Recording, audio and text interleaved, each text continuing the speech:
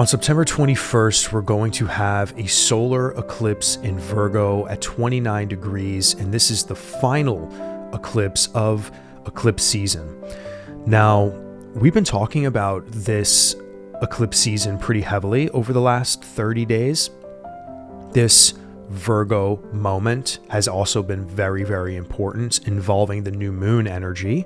We had a new moon in Virgo, August 23rd at 0 degrees, and now we're having this new moon solar eclipse at 29 degrees, the anaretic degree. This is very significant, and I've been talking about this for well over 30 days, kind of preparing you guys for anaretic degree energy and going opposite Saturn in Pisces at 28 degrees now. That lunar eclipse in Pisces we just had was at 29 degrees, involving Saturn's position in retrograde motion.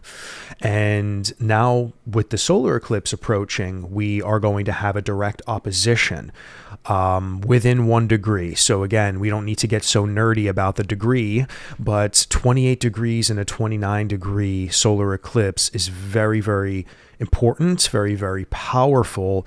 And I feel there is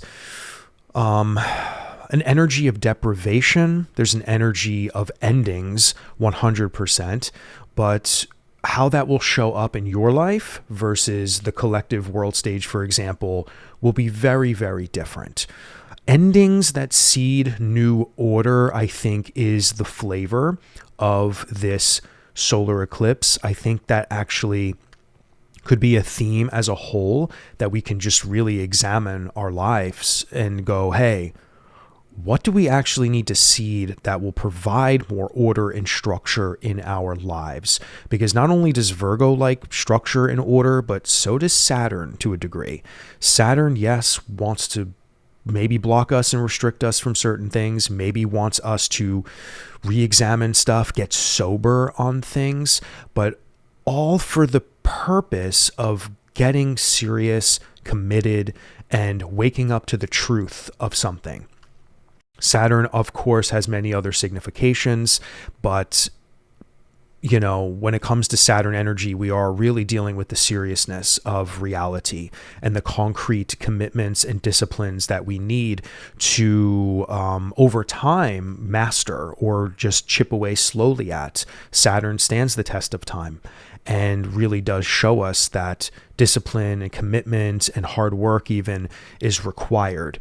Now, in this eclipse cycle, I've been screaming how important Saturn is and what we really need to get real with again in Pisces, and what old stories in Pisces we need to, recognize or at least reflect on. Okay. And I've been getting a lot of clients lately who have been freaked out a little over Saturn's retrograde back into Pisces, and depending if they've had, placements or have placements there that were a little bit worrisome or whatever the case may be. And I just try to tell everyone, hey, this could just be a reflection. This is not like a wrecking ball coming in to destroy your life again.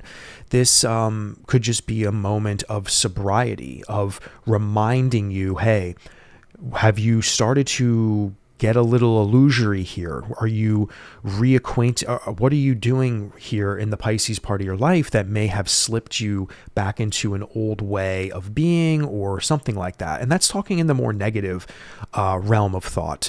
I think, honestly, Saturn's retrograde back into Pisces can provide us just a little bit more structure and review on stuff that we already learned in a really big way there. You know, I just, talked to someone recently who is really getting serious about getting sober, literally, and they didn't fall off the wagon, but they were really just not taking something very serious involving their healing journey in being sober. And now they really have that sense with this eclipse, like, wow, I really think I did turn the corner on really quitting whatever they were on. So this eclipse cycle for them was like, wow, this big ending, big beginning theme that eclipses are always all about. And them finally realizing, wow, I think I actually can live a sober life. I think I can do this. I think I'm going to really be serious about this. I've already proven to myself I could do it for 6 months. I think I'm actually going to commit now. So that Saturn Pisces story was actually really amazing to hear. Someone actually literally getting serious about their sobriety. So, but other than that, my friends, endings that seed new order. We're dealing with the anaretic degree. We're dealing with a tarot card association with this third decan of Virgo that very much deals with endings, but also the culmination of something very, very tied to our resources, I would say. It really just depends, though. And again, we'll talk about the tarot card in a moment. And the only thing I really just want to stress involving this last decan is that we really are dealing with the end. And we're also dealing with the end involving the anaretic degree here. So this is really a serious ending, guys. And on the world stage, I don't even know how to delineate what this can look like. I mean, I know some people out there are already talking about just some serious collapses, involving certain structures, I guess. Healthcare might be very much in focus. I mean, RFK just went through a pretty rough go recently. I mean, I'm recording this video on September 6th. So, I mean, there was a lot going on in the news around just medical stuff involving him and whatever the case may be. So I'm curious to see how the rest of September unfolds involving anything maybe involving healthcare or anything involving the shattering of systems, or the firing of people and possibly even the actual literal demise of certain people. And again, I want to just make this video a little bit of a preview into this solar eclipse, because trust me, there's a lot of juicy material that I have that I would like to share, in another week or so, right before the solar eclipse. But yeah, I mean, guys, there's a lot of serious shit that I think can go down on the world stage. That very much includes endings, and that includes all types of endings. I will never predict the demise of human consciousness, meaning people perishing. But I don't know. I mean, I just think that there's a lot that can happen here. And on the world, and involving world stuff, Mars is going to be squaring Scorpio. I mean, Mars in Scorpio, rather, Mars will enter Scorpio the very next day after this eclipse and start squaring Pluto in Aquarius. So you can 100% expect some really, really powerful things to happen on the world stage, and things that could involve further escalations of violence and war. Pluto and Mars always does that. And I think when it comes to this third decan of Virgo going opposite Saturn, and because we're dealing with the South Node, involving the eclipses that are falling in Virgo, we can sense an essence, or there's an essence and an energy of deprivation, of dissolving, okay? Because that South Node isn't the impulse to grow, it's more of the impulse to retreat, to dissolve, to end, to reverse in a way. Or not necessarily reverse, but more about a dissolving. It's more about the endings, in my opinion. So endings that seed new order. That's kind of like the theme, the phrase I came up with for this solar eclipse. Now, the opposition to Saturn is a karmic confrontation between material order and spiritual dissolution.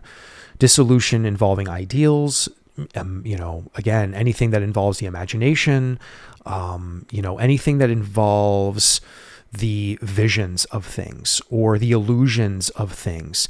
And for some of us, again, this could be a very positive opposition to a degree, where it's really forcing us to come to terms with the culmination of something so we can maybe reimagine something, and really learn how to structure it better, or to learn what do we need to release in Virgo so we can get a little bit more serious about some of the stories that have been accumulating and have been created over the last couple of years while Saturn was transiting in Pisces.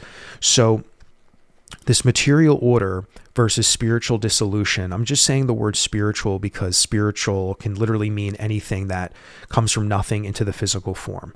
So this can be emotional, this can be spiritual, this can be creative, this can be visionary. And again, when it comes to that Piscean energy, that's where the illusion word kind of always comes into play. And illusions can be good for some of us, because sometimes we need illusions in order to create. And then other times illusion is literally just like a trickery. It's a cosmic trickery of some kind. So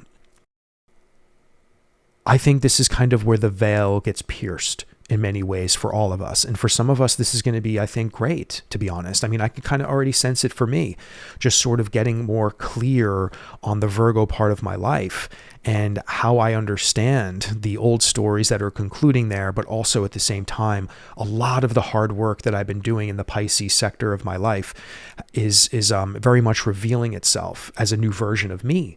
And I feel very much like I'm in a rebirth phase in something when it comes to the Virgo Pisces axis. So the big endings and big beginnings don't have to be cataclysmic, my friends. And I hate seeing comments that everyone thinks they're going to like die out there, because really this is like, big endings and big beginnings usually give us that sense sometimes where we know we're evolving.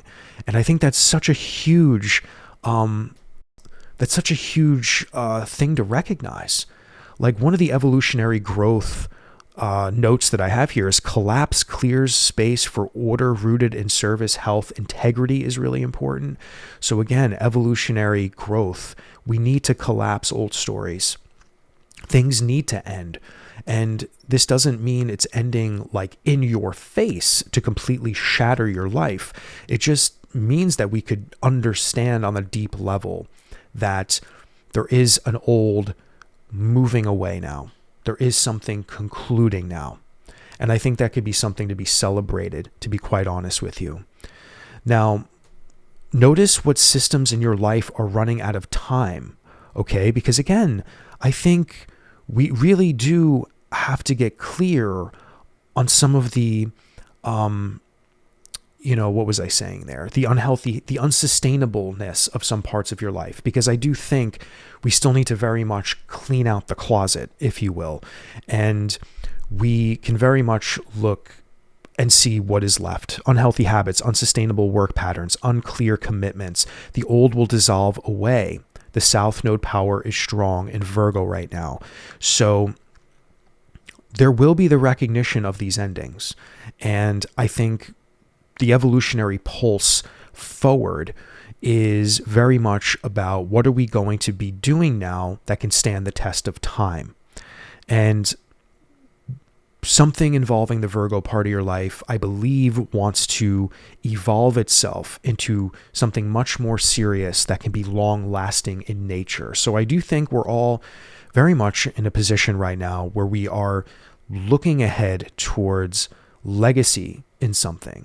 Like, these dissolving and these endings, I think, are paving the way for many of us that want to solidify a new path, a new way of being in the Virgo Pisces part of our lives that can grow and grow and grow and evolve into a more serious realm of legacy and systems and structures that can last.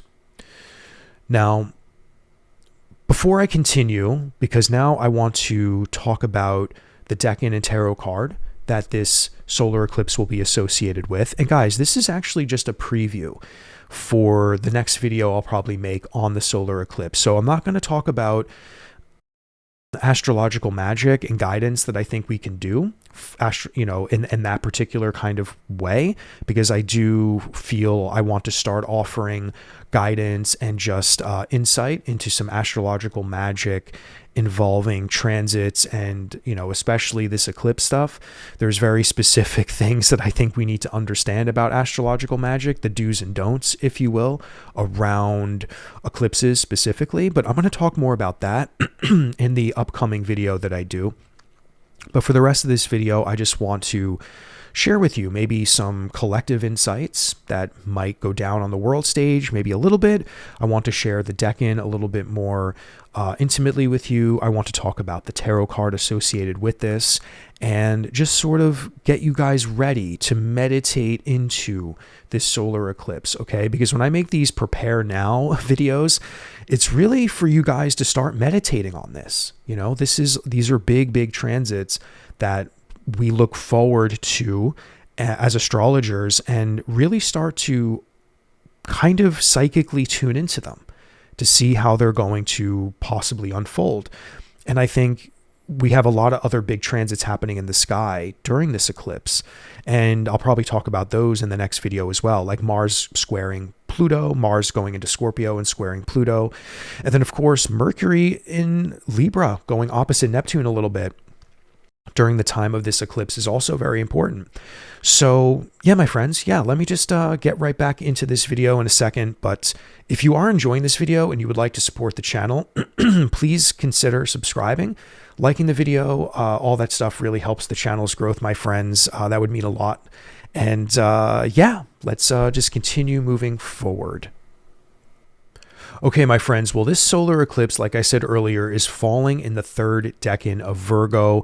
This decan is ruled by Mercury, which has decanic dignity. So Mercury rules Virgo as a whole.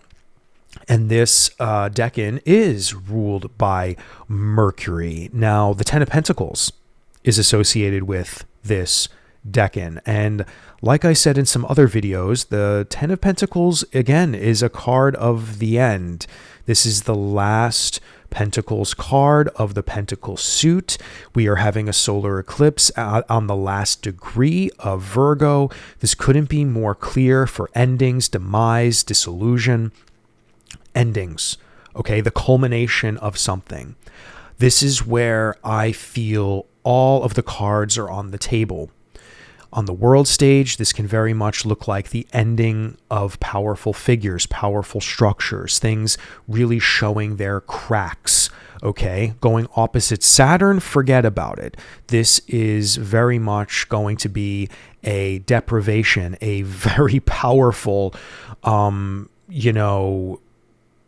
sobering moment, a sobering eclipse that really does show the truth of many things, especially on the world stage. Now, the third decan of Virgo, classically, like when we look back into the classical images of decans from, the Renaissance era, okay? Anyone who understands the decans and kind of has done their study from the Picatrix work and, of course, Agrippa. And again, if some of these names sound foreign to you, please maybe consider taking my decans course in January, because we're going to talk about some of these images, if you will, these pieces of art, literally, that are all about meditating into and looking into, and all of them have meanings attached to them. All these images have meanings, and every single one of these images, okay, these little pictures, okay, when I say image, I'm literally talking about a little picture. They all involve like the dissolving away, the withering away of like a body or limbs, or things that involve the destruction of human life in a way, old age, illness, weakness. We're dealing with just the withering away of life force, if you will. So again, this couldn't be more dominant in my life to observe as an astrologer, as someone who observes the decans very closely during lunations, as someone who has been studying tarot for forever in a way, and really trying to link together the power and the magic of the tarot card and the decans and these lunations and what is this solar eclipse about, like what's going on in the world. This is why it's so important to observe our reality and to observe the world during these moments, and to say, okay, well, we really are in a withering away moment, a dissolving moment here, but also dealing with themes of legacy and culmination. And in some ways on the world stage, we could talk about wealth. Okay, that 10 of Pentacles is loud and clear for so many things on the world stage right now, involving the transferring of wealth, dealing with massive wealthy figures, US presidents making $3 billion plus as a sitting president, a family of a president that is making tons of money. And this is the perfect opportunity for them to all make money. So, I mean, I come from an Italian family, and I'll tell you right now, I mean, going back far enough in my family, I do know that there were some people in the, the Black Hand, if you will, the mafia. And, I'm talking great grandfather type stuff. And I'll tell you right now, some of the stories I heard from my family, I mean, there's no difference. I mean, our country is being run by a mafia, in my opinion. And I don't care if I throw zingers out there with politics, by the way. If anyone doesn't like them, then I guess you can see your way out. But at the same time, this Ten of Pentacles couldn't be more clear for those who have accumulated way too much. And this could be a moment of serious reckoning and serious revelation. Whether anything happens from it or not, I don't know. But the idea is that maybe more and more of this veil getting pierced for a lot of people will start seeing that.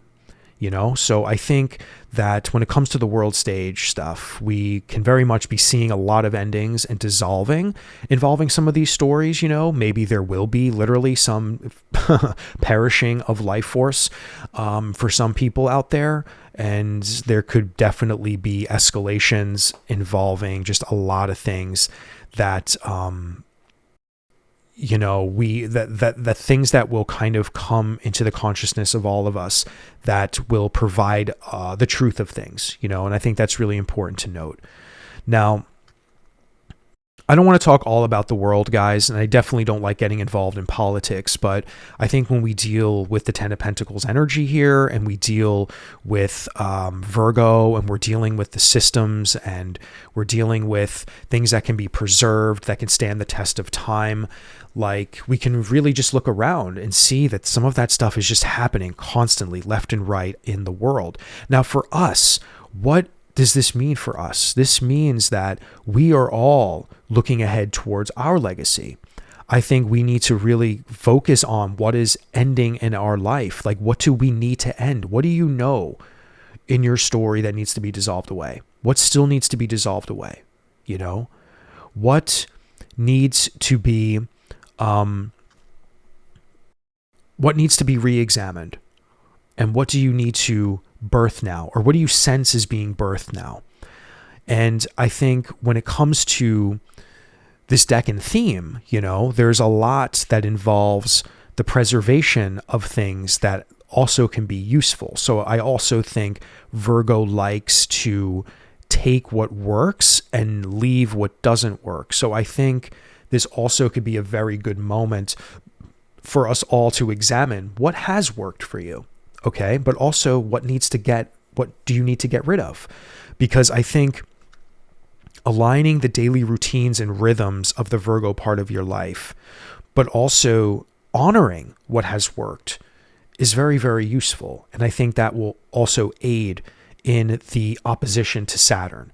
Okay. Because again, I think for a lot of us, these transits that are unfolding, the intensity of them is almost like rocket fuel for us to propel ourselves into the next dimension of the thriving that we are just on the edge of doing.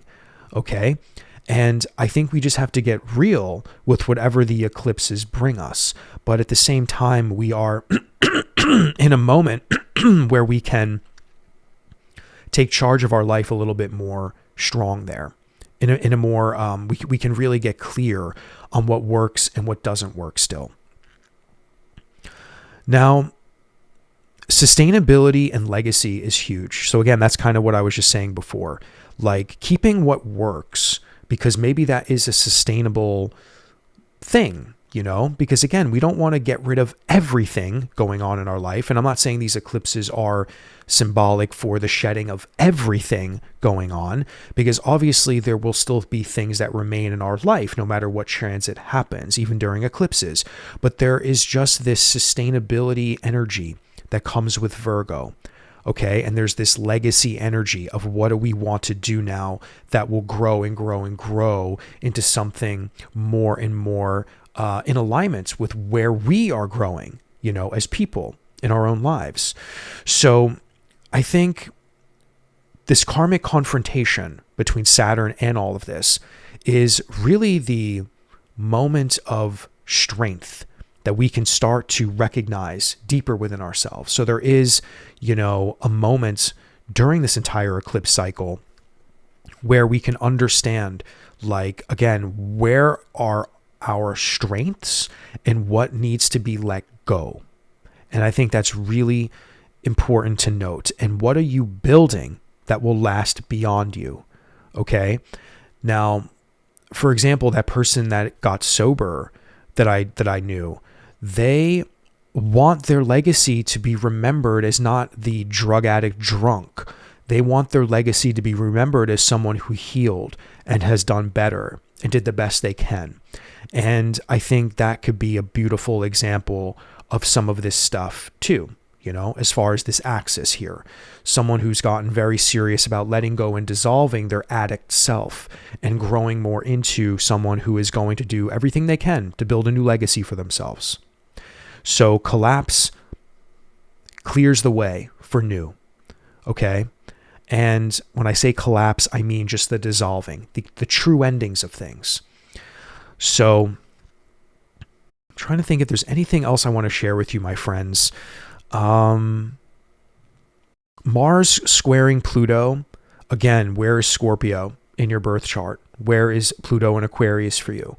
Okay. Mars will be offering that karmic conflict and tension there, which will also ignite those two house topics, I think, for the very next day after this eclipse moment. So Virgo is not really in the crosshairs. Again, Virgo is not going to be, affected in any particular way directly by any harsh aspects to Virgo. But I think Mars in Scorpio squaring Pluto is just going to add that extra event, those extra energies, those extra activations in your life that can really be transformative or activated in a powerful way. So we'll talk more about that in the next video. But on the world stage, I think, again, when we look at the synchronicity of the solar eclipse happening and then having a Mars square to Pluto, this can be very tense. Okay. So this is why this solar eclipse is much more powerful. I don't want to say worrisome for the world stage, but much more powerful, like, again, we have to keep our eyes on the Epstein stuff in America. We have to keep our eyes on the Trump stuff in America, whatever goes on with him, honestly, and anything involving wealth, anything involving money, anything involving the economy. Okay. I think we possibly are on the verge of maybe some kind of financial collapse. So, and I think I mentioned something about that in my lunar eclipse video, how there was a time period, I think during the 2007, 2008 crisis, that something happened very much with that. And Saturn was involved in Virgo. And I believe even, because there was a Virgo eclipse that happened 2007, 2008. And we we're having similar themes of economy stuff. So that's really big. And that ties in 100% to the Ten of Pentacles. So all of this stuff is really painting a picture and really proving that the magic of the Decans and the tarot are so accurate when we do lunation work, especially. But yeah, my friends, I think that's all I have for you today. I do hope that this brief preview into the solar eclipse was helpful, and we will do more work on this. We will do more discussion and conversation on this. And so until next time, my friends, take care now.